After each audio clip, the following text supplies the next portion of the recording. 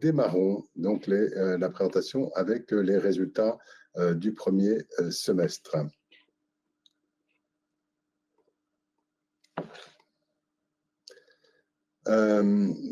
Peut-être je rappelle quand même à la fois notre vision, notre mission, notre motto, Set the World in Motion, où nous sommes une référence mondiale de la manutention, de l'élévation de personnes, du terrassement. On améliore les conditions de travail, la sécurité et la performance partout dans le monde pour protéger l'homme et son environnement. La vie du groupe du premier semestre, la présentation de nouveau plan stratégique LIFT à horizon 2030. Nous avons fait une séance toute particulière fin avril pour présenter cela. Vous avez envoyé les documents détaillés. Donc, la consolidation d'un leadership mondial avec des solutions différenciées, avec un développement du digital, avec un développement du groupe sur l'ensemble de l'ensemble des continents, avec 4 piliers fondamentaux pour diriger notre stratégie LIFT du groupe pour 2025-2030, donc qui arrive en qui fait suite à la feuille de route New Horizons 2025 sur laquelle nous sommes en train de finaliser. Cela sera effectif avec à partir du 1er janvier, et cela est accompagné d'une modification de l'operating model du groupe et de son reporting que nous avons présenté. Nous en reparlerons l'année prochaine. Les objectifs RSE sont intégrés et la feuille de route complètement intégrée dans la stratégie de LIFT en novembre. Il y aura, d'habitude on le fait en juillet, donc on profite de cette période pour vous dire d'aller le revoir. Là, pour être calé avec la stratégie LIFT, on a décidé de le décaler pour être bien aligné sur l'ensemble de notre vision. Et la 5e édition aura lieu en novembre 2025. Donc je vous engage à vous y connecter ou le suivre et de voir l'ensemble de notre vision pour les 5 années qui viennent en termes de RSE intimement liés à notre stratégie LIFT. L'effet marquant sur ce premier semestre, nous avons lancé de nouveaux chariots télescopiques 100% électriques lors du salon de la Bauma à Munich, qui est le premier salon de la construction au monde, qui est le premier salon, d'ailleurs tout compris au monde, où il y a plus de monde qui va voir la Bauma à Munich que le CES à Las Vegas. Et nous y avons présenté évidemment une gamme de chariots importante, mais des modèles aussi 100% électriques, donc le petit modèle, la 625, qui maintenant est déjà parti chez les clients, et le tout nouveau venu, 14 et 18 mètres. Donc, ces 2 modèles qui sont les plus hauts de la gamme de chariots télescopiques fixes que nous faisons, qui sont faits en SNI et qui sont très utilisés dans le domaine de la construction et qui voient leur version électrique maintenant présentée à l'ensemble de nos clients pour des livraisons à partir de la fin de l'année, début de l'année prochaine. Nous avons également présenté un nouveau chariot télescopique, un concept, un prototype de chariot télescopique rotatif à l'hydrogène. Donc là, vous voyez une machine rotative. Enfin, voilà, la photo est un peu entre le stand et la photo, on ne voit pas toujours très bien exactement le chariot, mais donc c'est un chariot télescopique rotatif qui est vraiment le haut de gamme de ce que nous faisons, que nous fabriquons en Italie, sur lequel nous avons fait un chariot à hydrogène. Et dans le même temps, nous avons montré ce nouveau chariot, lui qui est le plus haut chariot de la gamme du groupe, lui qui n'est pas hydrogène, parce qu'il y avait 2 photos, mais voilà, qui est le chariot télescopique rotatif de 40 mètres, donc une portée de 40 mètres de haut, de 7 tonnes de capacité, donc qui en fait définitivement le chariot le plus maintenant emblématique de la gamme, qui est tout nouveau. On allait jusqu'à 35 mètres jusqu'à maintenant, et cette nouvelle hauteur de 40 mètres a été présentée à la Bauma également, ce qui nous permet de continuer à adresser certains segments. Et on a présenté le chariot hydrogène, donc j'ai regardé les slides à l'envers, donc excusez-moi pour cela.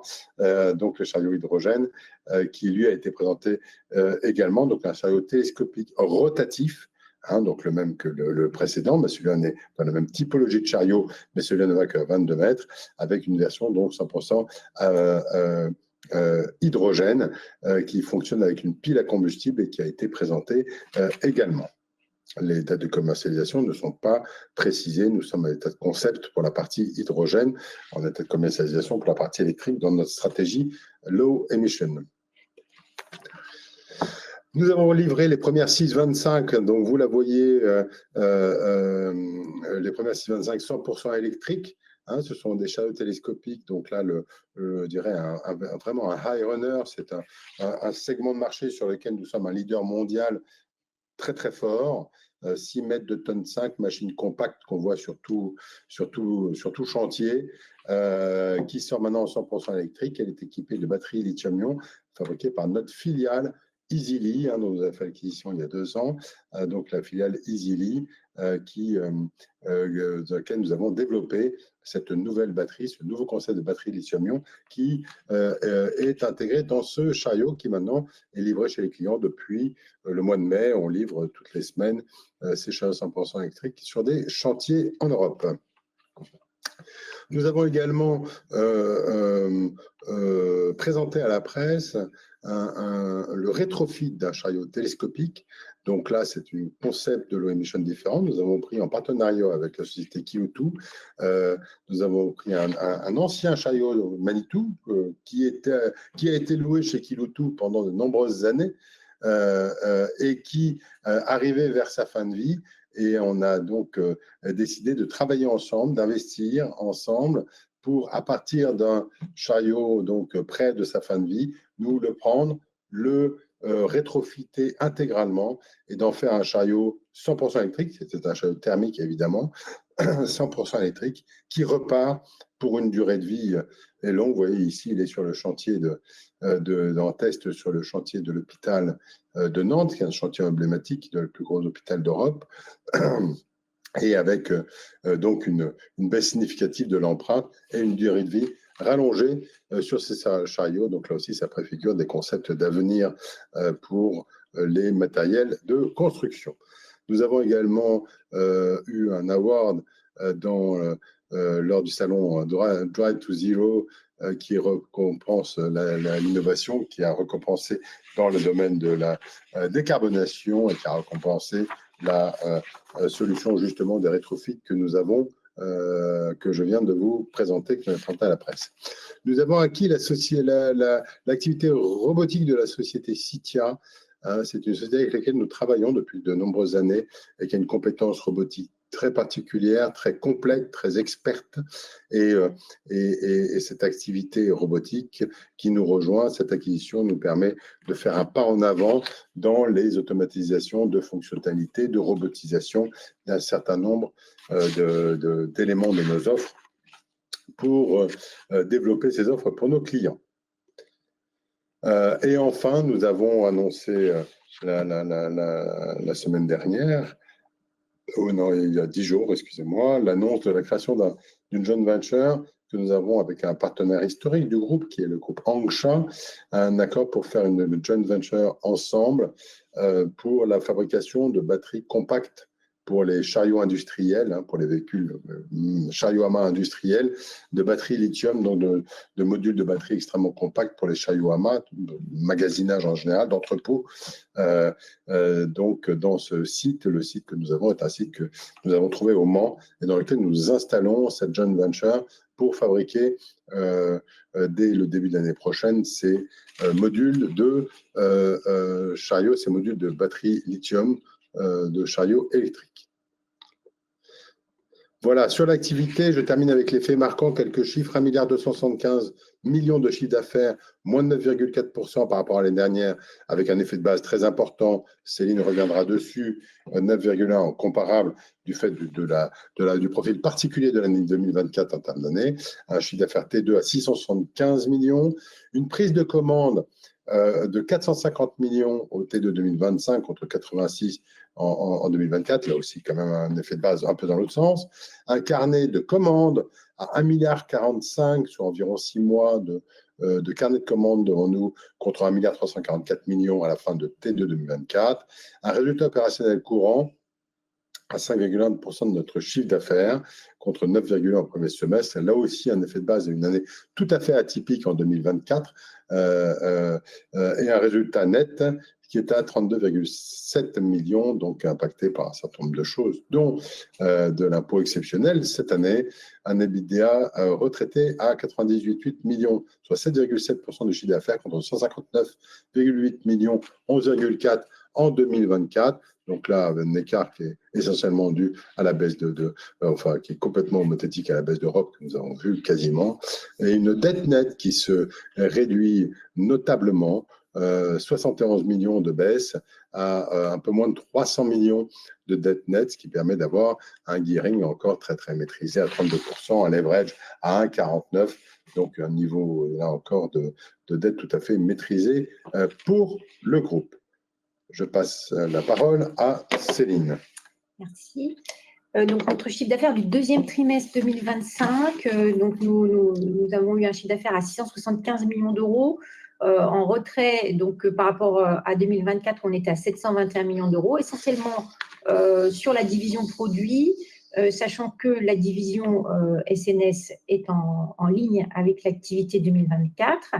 Comme vous voyez sur ce slide, plusieurs régions, on a une disparité entre nos régions. On a des régions Amérique et APAM qui sont tout à fait en ligne et même un petit peu meilleures que le deuxième trimestre 2024, alors que l'Europe donc est en dessous du chiffre d'affaires du deuxième trimestre 2024. Sachant que, au même titre que le premier trimestre 2024, c'était des niveaux d'activité records que l'on a eu sur 2024.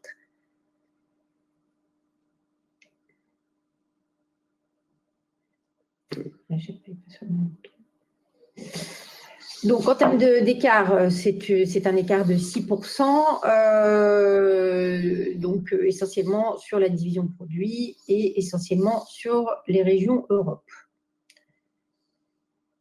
Sur l'activité du premier semestre, donc là, on ressort à 1,275 milliard, on est à 1,407 milliard sur le premier semestre 2024.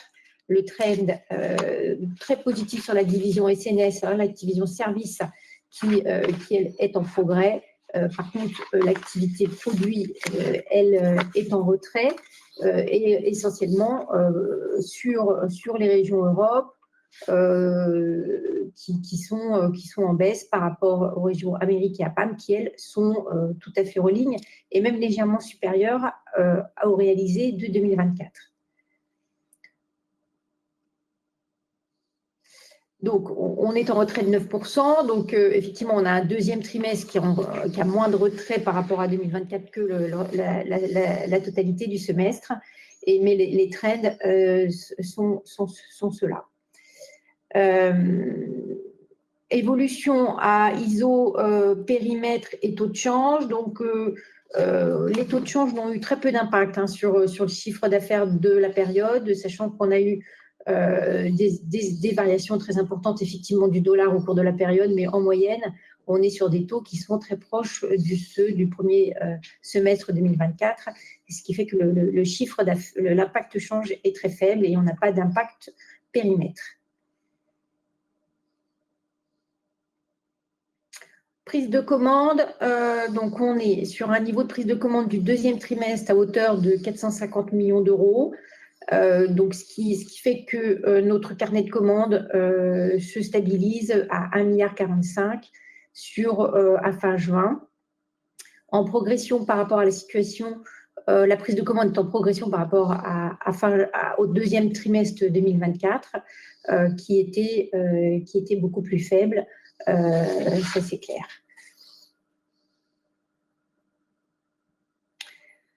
Si on prend division par division, les éléments positifs de la division produits, donc des hausses de prise de commande par rapport à la situation du deuxième trimestre 2024, des parts de marché qui sont en hausse, on a une activité qui est en retrait, mais on a aussi un marché qui est en fort retrait.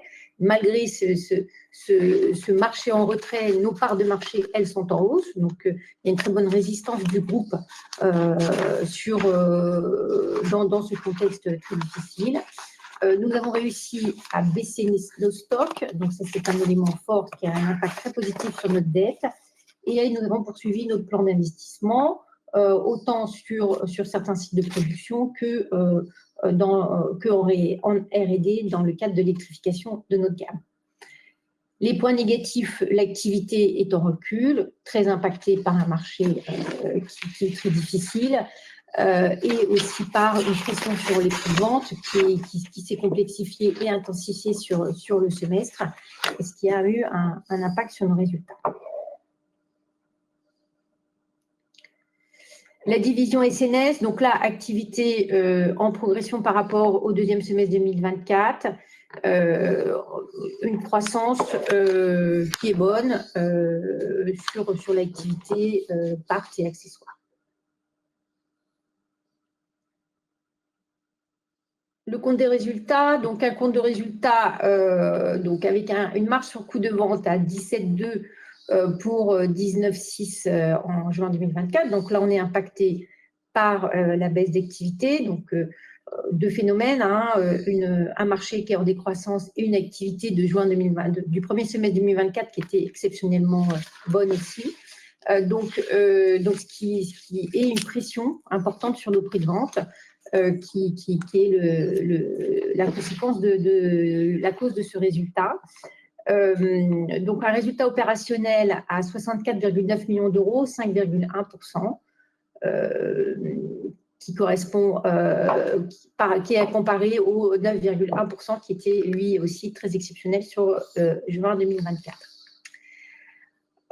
Est à signaler effectivement une baisse des frais financiers liés à la baisse de la dette, un niveau d'impôt en pourcentage qui est un peu plus élevé que d'habitude du fait des contributions supplémentaires que l'on a sur la France cette année. Résultat par division, donc une division produit à 5,2, en retrait par rapport à l'année dernière, une division service qui, elle, est en progrès en chiffre d'affaires et en profitabilité par rapport à l'année dernière. Si on prend le bridge de notre robe, donc on voit qu'on est fortement impacté par les volumes, qui est 2,9 points d'impact, par les prix de vente, qui était quelque chose qu'on avait annoncé, qu'on savait qu'on allait avoir. Et on a mis en place un certain nombre de plans d'action, d'efficience industrielle, achats et industriels pour compenser cela. L'effet de change est somme toute très, très négligeable et les restes des coûts restent totalement maîtrisés et pas de remarques particulières sur le reste.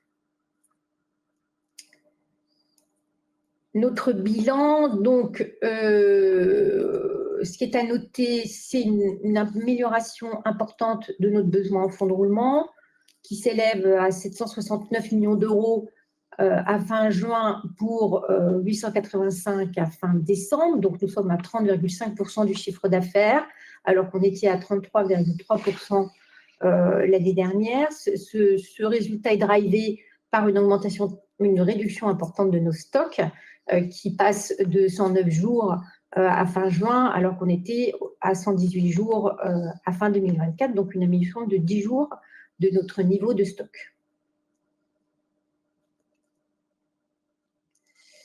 En termes de cash, donc malgré une baisse de notre capacité d'autofinancement en juin 2025 par rapport à juin 2024, nous avons des flux opérationnels qui sont pratiquement du même niveau, à 144 millions d'euros pour 147 en 2024, et ceci grâce à donc une amélioration forte de notre besoin en fonds de roulement, une réduction, donc ce qui a généré un impact sur le cash de 81 millions d'euros. Notre flux d'investissement s'élève à 55 millions d'euros pour 71 millions d'euros. Donc, somme toute, le net entre les flux opérationnels et les flux d'investissement est supérieur sur le premier semestre 2025 versus ce qu'on avait dégagé sur le premier semestre 2024, ce qui a permis de rembourser un certain nombre d'emprunts et de payer les dividendes. En termes d'investissement, donc un niveau d'investissement sur le premier semestre à 61,5 millions d'euros, très proche de ce que l'on avait fait en 2024, qui était de 62,6, mais avec un écart sur la répartition, puisqu'on investit beaucoup moins en flotte locative, mais beaucoup plus en R&D, ce qui est totalement dans notre stratégie de développement de la gamme, notamment d'électrification. Nous avons encore des investissements importants sur la partie bâtiment, liés au bâtiment de mécanosoudure qu'on est en train de construire et de finaliser sur Candé, près d'Ancenis. L'endettement, donc un endettement en forte progression par rapport à juin 2024 et aussi par rapport à décembre 2024, puisque nous sommes à 299 millions d'euros. Et ce qui représente un leverage à 1,49 et un gearing à 32%. Donc tout ce résultat est drivé par effectivement une bonne réduction du niveau de stock qui a réduit de plus de 110 millions d'euros sur le semestre.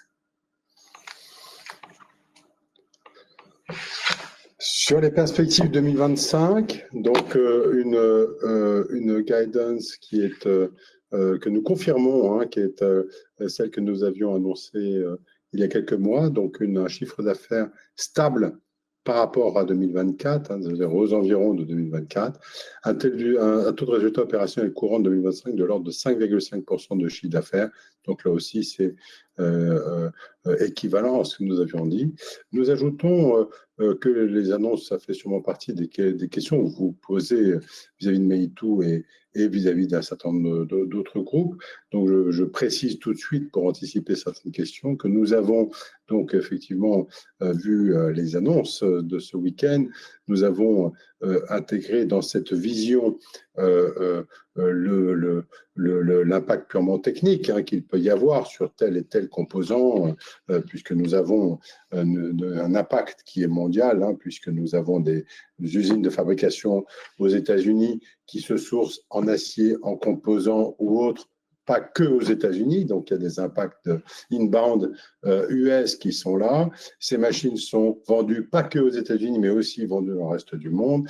Et on a des machines européennes avec des composants qui ne viennent pas des États-Unis en général, mais qui peuvent être vendus aux États-Unis. Donc, on a un certain nombre d'éléments d'adaptation et le taux du dollar, évidemment. Donc, quand on regarde l'ensemble de ces éléments, de ces flux, nous avons intégré, je dirais, les mécaniques techniques, les discussions fournisseurs que nous avons, les impacts sur les prix, etc. Ce que nous n'avons absolument pas intégré, parce qu'on n'en a pas de visibilité aujourd'hui, c'est l'impact que ça peut entraîner sur les marchés. On voit qu'on a une fébrilité, une volatilité sur les marchés, notamment sur les marchés américains, qui est importante.